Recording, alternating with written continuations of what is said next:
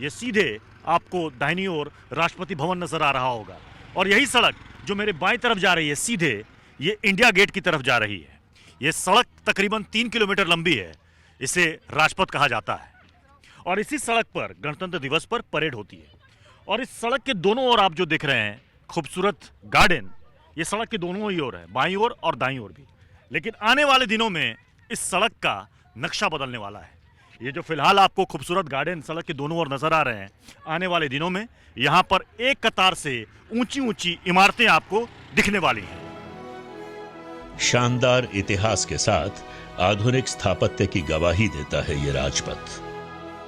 हर साल गणतंत्र दिवस पर हिंदुस्तान के पराक्रम का रंगमंच बनता है ये राजपथ। वक्त के साथ मुल्क का मुकद्दर भी बदला, लेकिन अब वक्त के साथ राजपथ का मुकद्दर बदलने वाला है। पुरानी सदी की ये आलीशान धरोहर नई सदी की जरूरतों के मुताबिक तब्दील होने वाली है। ये चौड़ी सड़कें, ये दिलकश नजारा, ये सब यूं ही रहेगा। कुछ बदलेगा तो ये बड़े बड़े बाहें फैलाए बगीचे जो दो तरफ से राजपथ का आलिंगन करते हैं। बड़ा सवाल तो ये भी है कि जो राजपथ जमाने से अपनी खूबसूरती के लिए हमारी आंखों में बसा हुआ है, आखिर क्यों मोदी सरकार उसके पैटर्न को चेंज करना चाहती है। केंद्र सरकार के तमाम मंत्रालय लुटियंस दिल्ली में मौजूद हैं। प्रधानमंत्री का आवास, प्रधानमंत्री का दफ्तर अलग अलग मौजूद है। साथ ही उपराष्ट्रपति का आवास भी राजपथ से काफी दूर है। नए मास्टर प्लान के मुताबिक प्रधानमंत्री का आवास, उपराष्ट्रपति का घर और केंद्र सरकार के तमाम मंत्रालय आसपास में ही मौजूद रहेंगे। इसीलिए इस प्लान के लिए राजपथ को चुना गया है। अंग्रेजों ने 1911 में कोलकाता की जगह दिल्ली को राजधानी बनाया। उस समय जो दिल्ली थी वो लाल किले के इर्द गिर्द गलियों में पैबंद थी। अंग्रेजों ने दिल्ली आगरा रेल लाइन की दूसरी तरफ नई दिल्ली बसाई। उस समय अरावली पहाड़ियों की रायसीना हिल्स को चीरकर नई दिल्ली ने आकार लिया। इसके आर्किटेक्ट थे सर एडविन लुटियंस। उनकी कल्पना 20 बरस में जाकर साकार हुई। 1932 में नई दिल्ली का उद्घाटन हुआ। तब राजपथ की ये इमारत वाइसरॉय हाउस थी, जो आजादी के बाद भारत के राष्ट्रपति का मुकम्मल पता बन गई। लुटियंस ने राष्ट्रपति भवन से इंडिया गेट तक का खाका खींचा। उनके सहयोगी सर हर्बर्ट बेकर ने राष्ट्रपति भवन के सामने साउथ ब्लॉक और नॉर्थ ब्लॉक को डिजाइन किया। आजकल साउथ ब्लॉक में प्रधानमंत्री कार्यालय है, साथ ही विदेश और रक्षा मंत्रालय भी साउथ ब्लॉक में ही स्थित हैं।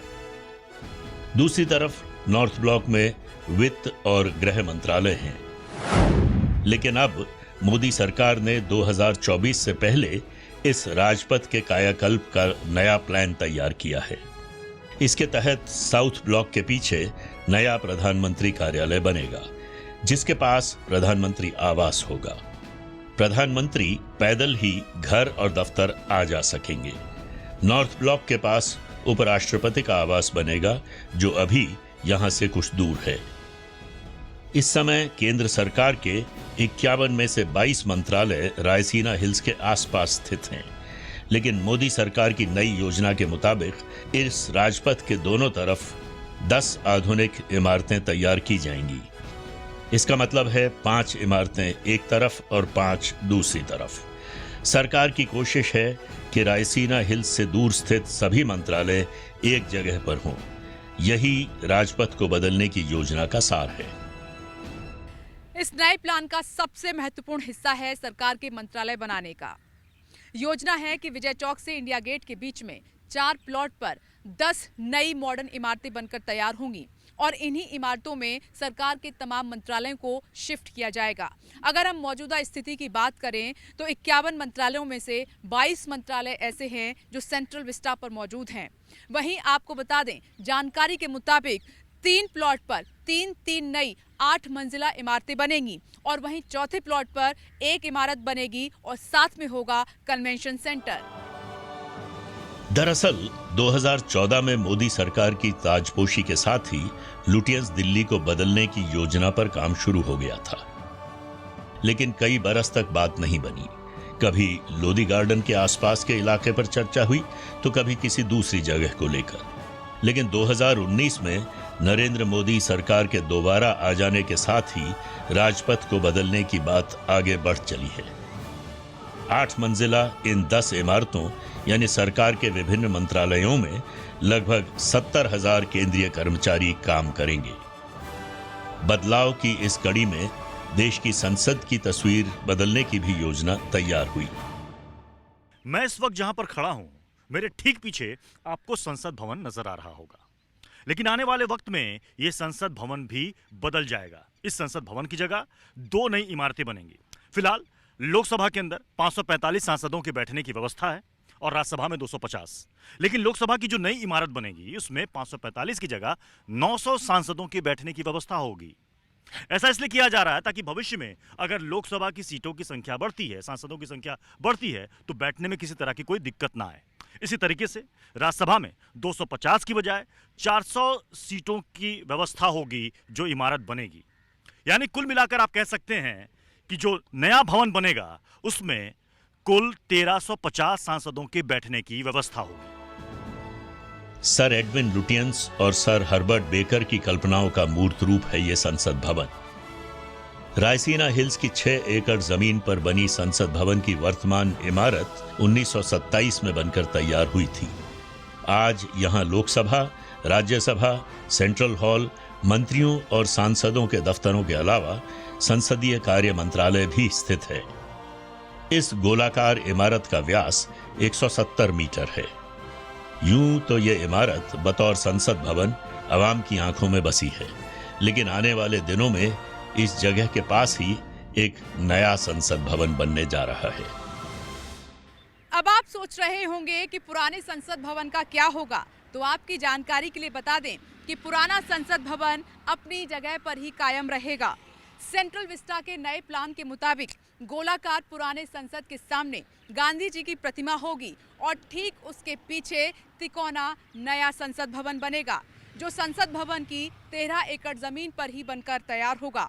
फिलहाल इस जमीन पर पार्किंग और अस्थायी निर्माण मौजूद है। नई संसद 13 एकड़ जमीन पर बनेगी। अभी इस जगह पर वर्तमान संसद भवन की कार पार्किंग है। संसद की नई इमारत मौजूदा इमारत से 3 गुना बड़ी होगी। इसका आकार त्रिकोणात्मक होगा और इसका डिजाइन मिस्र की संसद से प्रभावित होगा। नए संसद भवन की लोकसभा में संसद का संयुक्त सत्र आयोजित होगा। सांसदों को बैठने के लिए 50% अधिक जगह मिलेगी और हर सांसद की सीट पर टच स्क्रीन कंप्यूटर भी लगा होगा। नए संसद भवन की खिड़कियां अलग अलग थीम पर होंगी। ये खिड़कियां भारत की विविधता को दर्शाएंगी, ऐसी योजना है। इस संसद भवन की जगह जो नया संसद भवन बनेगा उसमें 2-2 सांसदों के लिए एक सीट होगी, जिसकी लंबाई होगी 120 सेंटीमीटर, यानी एक सांसद के बैठने के लिए 60 सेंटीमीटर। लेकिन जब संसद का संयुक्त सत्र चल रहा होगा तो इसी सीट पर 2 की बजाय 3 सांसद बैठ पाएंगे। कुल मिलाकर 1350 सांसदों की क्षमता वाला वो नया भवन होगा, जिसमें राज्यसभा में 400 सांसद बैठ पाएंगे।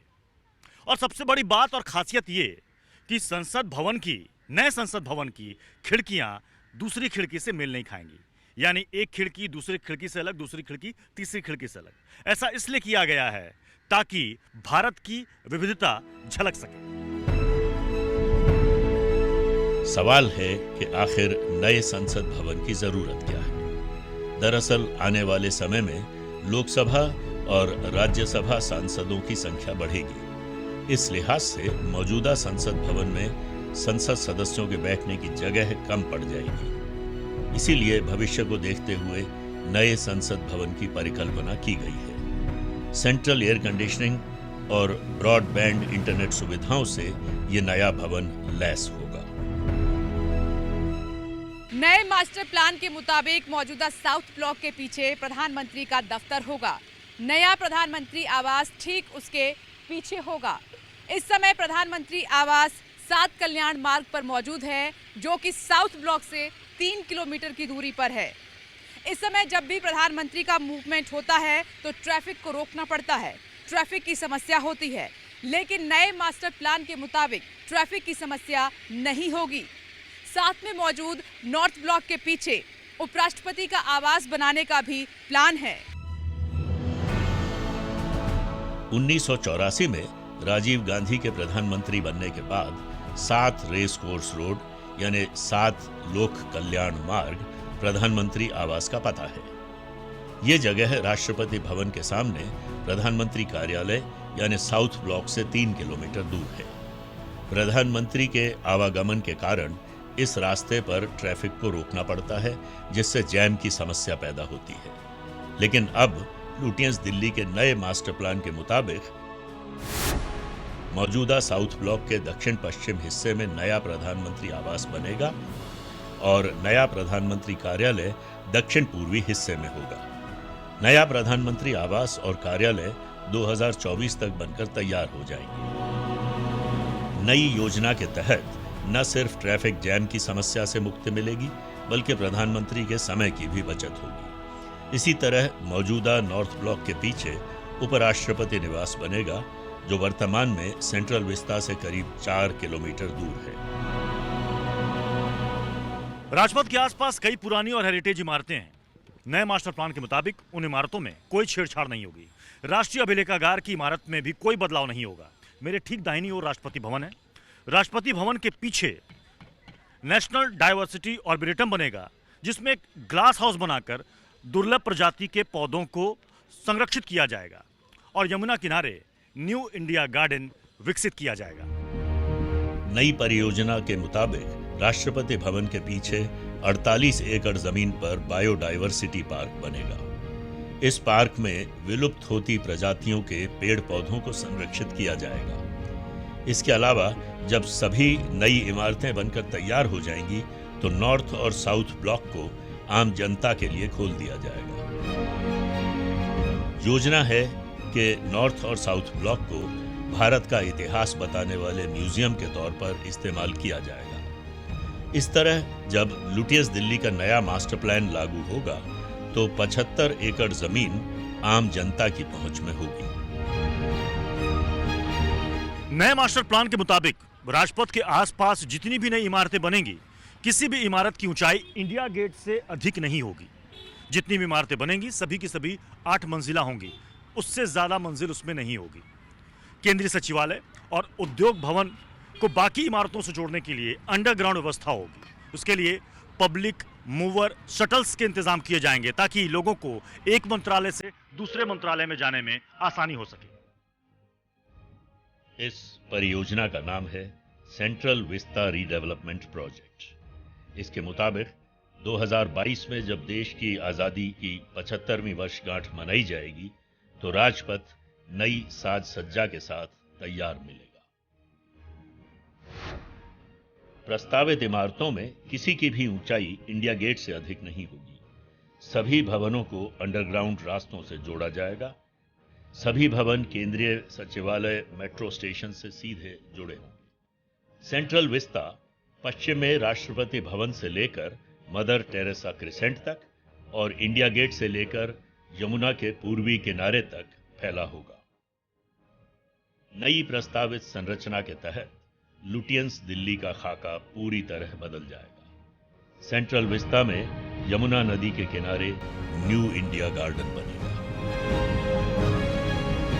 सेंट्रल विस्टा के नए प्लान के मुताबिक एक नया वर्ल्ड क्लास कन्वेंशन सेंटर बनकर तैयार होगा। उसमें 7 हॉल होंगे और लोगों के बैठने की क्षमता अलग अलग होगी।